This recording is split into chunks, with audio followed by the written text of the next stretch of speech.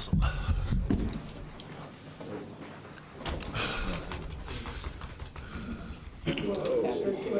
Yeah, go ahead, guys.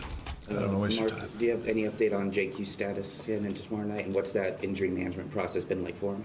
Yeah, he will not play tomorrow night, but he's making progress. We're super optimistic, and he's kind of going through the process, and hopefully he'll be back soon. I know that's not very descriptive, but I'm trying to be protective of him also. Mark, how does Malachi's growth and consistency kind of take some of the pressure away from needing to lean heavily on JQ as quickly? Well, I think they're totally separate. You want to have your guys, and JQ is an incredibly special talent, and so he's going to have a massive impact on this team when he gets healthy.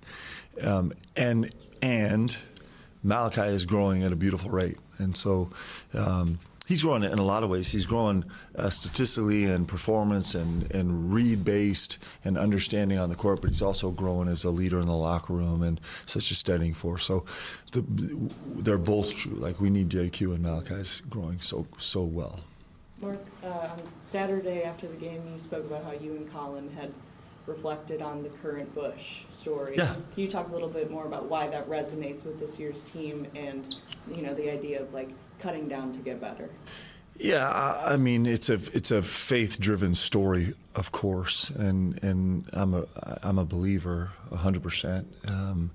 And on a simply athletic level, this is the way that it works. We actually do this as athletes. We go in the weight room to literally tear down our muscle so that it will grow back stronger, right? And if we're really blessed in this life, in some ways, we find joy in growing in life, and you grow by facing adversity and challenges. It's just a very simple principle, but for me as a person that relies so much on my faith, it's incredibly comforting to know that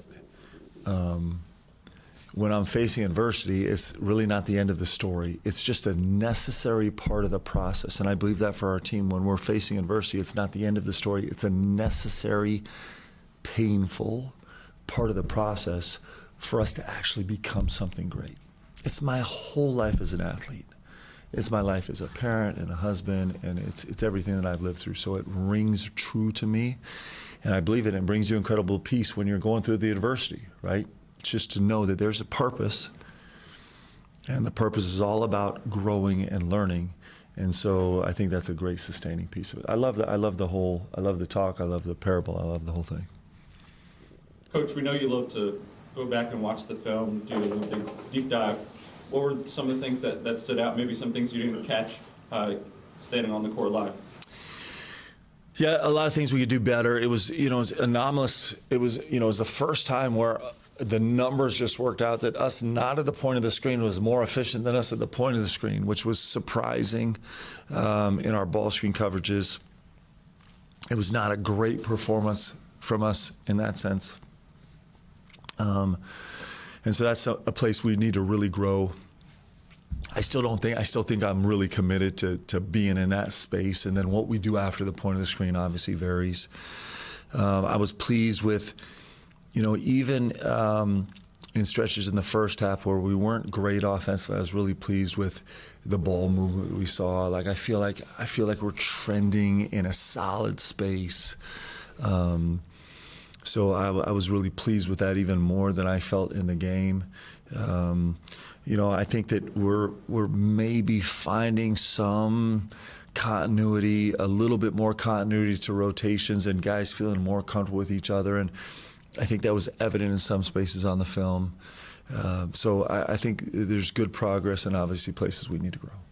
Mark, with Jasper, it seemed like Saturday especially, he kind of knew what he wanted to do with the ball before it got there, maybe a lot more than in previous games. Where have you seen, what did you think of his decisiveness, first of all, in that game particularly, and how has that grown just even the last 2-3 weeks maybe? Yeah, I think he's growing quickly, and I think it's been really positive growth, and I think you're exactly right. That's exactly what I'm seeing, is his ability to be really decisive And that comes with all the things. It comes with knowing the person you're on the court with. It comes with knowing what SEC basketball feels like. It comes with knowing system and knowing actions and having a better sense of like where you get yourself in trouble and where you find real success in terms of, a lot of times in the game you're making your best aggressive guess and then you got to figure it out after that. And so I think it's all those things. I think it's just understanding what it means on the court. Like we say, be decisive. We don't know what that means until all of a sudden it starts to mean something to Jasper, right? And so if we're in an early 4 action and he is, he's like, well, naturally I'm going to actually work to the right side of the floor so I can come off my left hand. And then I know that I'm really going to just narrow this down to 2 options right now and I can see him and go. It's fun to watch him grow. And it's all based on his work ethic and his resilience in terms of saying, hey, I'm just going to, regardless of what happens, I'm going to focus on getting better every day. And so we're seeing a better product. And I think he's going to continue to grow quickly through the rest of the year. For his growth and from your perspective, was that second half maybe even more impressive? I know the 12 points got a lot of attention in the first half, but the 3 assists and just, again, the decisiveness. Yeah. My favorite play was a nothing. It was a nothing. It was, I think I mentioned this maybe after the game, is where he got stuck in the corner and he had 2 guys trying to rake the ball away from in a very physical, heated, contested moment, and he just said no. He just he ripped through once, ripped through twice, and just made a nothing pass out. But winning those balls, he's got incredible skill, but that skill gets unleashed when you win plays like that are nothing plays. Then you start to unleash all the other stuff, right? And so that was my favorite moment for him of the whole game. And he had magic of the transition 3, like slicing and dicing guys. But that was the play that spoke the loudest to me. Going off of that, how have you seen Jasper and Malachi kind of help each other through this season of growth that they're going through? I think that they're doing like everybody on the team is. I mean, everybody's leaning on each other. Everybody's loving each other. Everybody's trying to figure out how to do this together. And so those 2 are massive players in that process. How big has DA been in the past couple of games? He's averaged 18 points in the 3-game winning streak. Most of the points coming in the second half. Just talk about how big it's been for him stepping in. It's been big. He's been really big. He took a huge step last week in terms of, again, kind of, it's all of those things. It's having a better sense of what we're trying to accomplish, who he gets to accomplish with it on the court, how he gets to do it. He took a big step. He made huge plays. His decision-making was elite. His ball protection was elite. His shot-making was elite. His defensive assignments were really, really solid. So I thought he had an incredible week. I don't know who in our league probably had a better week than him. I thought he was incredible and under duress. And so I'm really proud of him, and I think he's still got huge upside ahead of him. To piggyback off that, obviously he was able to do a lot of great things scoring the ball towards the end of the game. But would you rather maybe see a little bit less scoring, a little bit more assists, or how do you do that? Well, I think he did a great job taking what was there. I really do. I think he did a great job. I thought his reads were elite. I thought they were really good. And I thought there were times where he got the ball out of his hands quickly and then ended up getting back, and there were times where he was pretty relentless. It's not about – it's about making the decision-making about what's available. His ability to get in the lane and be patient and let the play actually develop, and in a lot of cases it developed a little bit for him, but to patiently probe in the lane and let things develop, I thought was elite. And so we're hoping to get to see more of that. How much of that playing off 2 feet principle applies to him and maybe that style specifically of making those right decisions and taking what's there? For us, it's an important concept, because what it does, it takes really hard, almost impossible reads, and it just gives you more time to make them. It's like JQ and I are trying to, I'm making some progress with JQ on the chessboard, and which I'm really proud of. I'm not going to brag too much in here, but I did win a game recently, which has been a long time coming, and. But it's just like, when you're working on the timer, you don't have as much time to calculate every possible move that's going on. Like, you got to go right now and go instinctually, and that can get you in harm's way sometimes. So you buy yourself time on the court by physically being intentional to buy yourself longer for the defense to reveal its hand, that's actually the greatest skill in decision making. You actually make way faster progress if you buy yourself more time to make a decision than you do if you just try and practice making decisions quicker. It's important at every level. It's really important in the league also. And so playing off 2 feet and his ability to do that right now, to earn a driving line, and has been really good. Mark, you've spoken a little bit about the value that J-Lo is still able to give this team despite not being able to play, using him in scout team situations, just having him as like a veteran presence on the bench. Can you just expand on that a little bit more, and what specific areas you feel like J-Lo can still be a real asset to this team, and even some of the guys like Jasper or DA who's playing a bit out of position? Yeah. We did a great job on the scout yesterday. So he handled the backcourt personnel, and I thought it was terrific. So he's digging in there. I think there's so much that he can learn and grow. So many ways he can grow right now. I think he can grow as a leader. I think his ceiling is to be an elite level leader. I think he's going to get a chance now to see this from the other side, from the schematic side, and from the communication side in a new way that he's never had a chance to see it. And if he does this right, then this is going to change his basketball career. The education he's able to get now, that there's no other way he would get this than the unfortunate injury. And so I expect him to dig in, and I expect him to come out of this a different human being, to think about the game different, to think about how he communicates with his teammates different, to think about how to unify a group different. I expect him to really grow. What are the challenges you see facing Texas and Swain specifically? Man, this Texas team they are potent offensively. My goodness, they just have weapons everywhere. They're one of the top teams in the country at getting to the free throw line. They have the number 1 player in the country in getting to the free throw line, free throw rate. They're one of the top teams in the country on the offensive glass. They can hurt you in isolation. They hurt you off handoffs and off screens. They can hurt you in transition, and they do it from all 5 spots. Got some guys coming off the bench that really have an impact. They can really, really shoot it. They're a good team, and the great thing is, I've known Coach for a long time, and he's a defensive-minded guy, and so that side of the ball is going to be really strong. Good team. Anybody that in back-to-back games goes on the road, beats Alabama, and then beats Vandy at home is a good team. And so we'll have all the challenge we can possibly stand coming to us, and we can't wait to get to it. So. Talk about your that last year, Tremont Mark was a big factor in that game for them. He had 26 points. He's obviously back. What's it going to take to slow him down this year? He's a tough guard. He's shooting 52% from mid-range, right? And so he's a 1.04 points per possession. If you subtract turnovers, he's a 1.04, which is hard. Normally defensive or schemes to manage that. He's so good, and he's a big shot maker, physically strong. Maybe their best defensive player. He's a really good player, and he's put them on his shoulders a couple times. But they have a lot of guys that could do it. Pope has put the team on his shoulders sometimes. Number 8, I'm not going to try to say his last name, not out of disrespect, but I'll probably say it wrong. Has put the team on his shoulders sometimes, just really getting the foul line, managing that. They've had a lot of guys.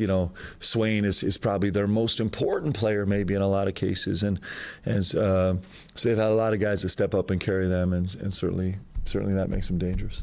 Hey, Mark, can you talk about your team defense? How much they've improved? Yeah, I like our group defensively. We didn't have our greatest showing at Tennessee. Just barely good enough. Better, certainly better, much better in the second half.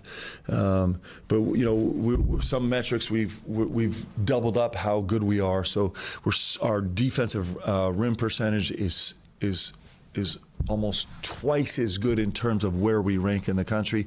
Our transition defensive volume is we've jumped about 70 spots in terms of our transition defensive volume from last year, which is a huge number. It's one of the top 3 correlating factors to winning. So we're excited about that. We're making progress. I think we're communicating better, but we still have a long way to go. How close do you feel you are to a 2-half breakthrough? I don't know. I'm not sure. It's certainly something that's on our mind and on our guys' minds. There is a part of the way that we function where we're going to naturally flow through the course of the game and get better and better and better. Our guys are really good at understanding. You do all your prep work and then you get to the game, and our guys are pretty good. One of the strengths we have is interpreting what's happening in the game and then kind of finding answers to it. I think our energy and our pace, generally, the game kind of lends itself to breaking through to more pace. And the best thing we do offensively is transition offense. We've been so potent. Our numbers are ridiculous in transition. So sometimes you're just fighting to break through to get there. But we'd like to find some answers in the first half that make us better. I think, we've. Maybe we're at a place where we'll find a little bit of lineup continuity. Well, that didn't show great progress in the first halves of the last 2 games. Maybe over time that's going to help us. We'll see how that goes, but I expect that we'll be able to make some progress there. With those rotations, do you know going in, like, this is Tennessee, this is going to be a Mo game in the second half, or something about LSU, this is going to be Cam's going to be out on the court for a long time in the second half? Or is that just the flow of the game? What goes into that?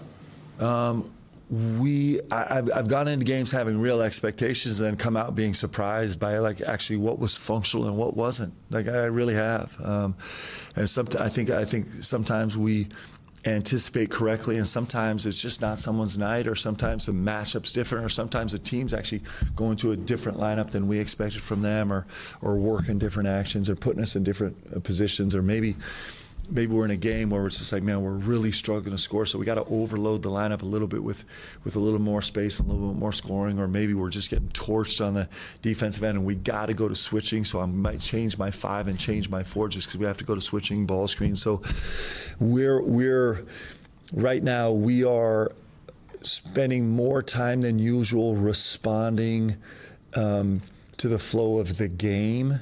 And what's happening in the game, but I think we might live there for a while. It's not a bad way to play. It makes sense. We have a lot of guys that can contribute. More than imposing our own will on the game, we're responding well. And so we'll kind of dance in that space. How much confidence do you think that gives a bunch of different guys? The fact that, Mo was out there for a long stretch of that Tennessee, Cam, LSU. It seems like just about everybody on the team has been really in the thick of it for these comebacks, and how might that kind of extrapolate to tournament time or some of these tougher league games? I think everybody's feeling like they're a part of it. I think everyone's feeling like they're in it, and I think guys feel like they have help. I think guys feel like, one of the things that I was really happy about with Tennessee was Otega's been playing at such a ridiculous clip. His performance at LSU, among others, has just been incredible. He's been so good, and he just didn't have the best feel at Tennessee, and we still won. And we won because he has good guys around him, and he still hung in there long enough to make a couple really important plays. And I think that's got to be comforting for our guys to be like, you know what, I don't have to carry this. I look around this huddle, and I'm like, that guy can do it, and that guy can do it, and that guy can do it, and we're going to do it together. I think that helps you. So hopefully we'll continue to build off that confidence. You mentioned transition offense being a strong suit of the team. How do you go about maybe manufacturing more of those opportunities? I saw you a little full court pressure in the second half against Tennessee, or is it as simple as making sure you guys get that first rebound on defense so then you can go out and run? It's all the above. It helps us with stops. It helps us when we get the ball out quickly on a make. It helps us when we can manufacture something on the defensive end to get a deflection or a steal. All those things help us. It helps us by being as fresh as we can on the court, but that's a mixed bag too. So there's a lot of factors that go into it, and usually it's not completely under your control. We're not quite that team where we can just be an unrelenting force in transition. So we kind of got to break the game a little bit to get there, but our guys have done a nice job doing it. You spoke about Ortega a second ago, and obviously, you mentioned Tennessee wasn't his best game, but he sticks with it, has that critical basket late. It seems like, especially this year, he's really rolled with the punches, maybe a bit more than last year, and still come out on the other side and produced. Just what about him as a person and a player allows him to, I guess, have that resiliency or have that kind of everyday, showing up mentality that he brings to the table? It's fun to watch him grow. He's grown as a leader. I hear his voice more. He speaks up more. He speaks up in film. He'll speak up on the court. His practice intensity has made a massive jump over last month to a place where I haven't seen it consistently before, which is a big deal for him because he plays in games so hard. His response to adversity has been better. Even his body language. Coach Brooks charged every single moment of every single game, every player's body language in 4 different categories, and his body language is so much improved in the moments of failure, right? When something goes really wrong, at a way more consistent basis, he's able to turn immediately to the next possession, which has been really important for us in these games. So he's grown that way. But he's the leader of this team. He's the energy leader of this team. He's the guy that everybody trusts. He comes up with big plays and big shots, and on the defensive end and on the offensive end. And the load he's carrying right now is huge. And so that's why the Tennessee game was not something that would be, it's 100%. You could look at it and be like, of course, at some point, there's going to be just a little bit of a blip on the radar because he's been so good, but he's grown. Coach, Kenny McPeak is naming a horse Malachi's Miracle. What are your thoughts on that happening for Malachi? Well, I think it's. If I had a horse, I would also name it after Malachi or Colin or Ortega, or I would name it after all the guys as long as they keep winning games. So I'm grateful about that. Kenny is a legend in the industry. Clearly, a legend of all legends. He's been a great friend to us. I'm a big fan of the things he does. Thanks, everybody. Okay.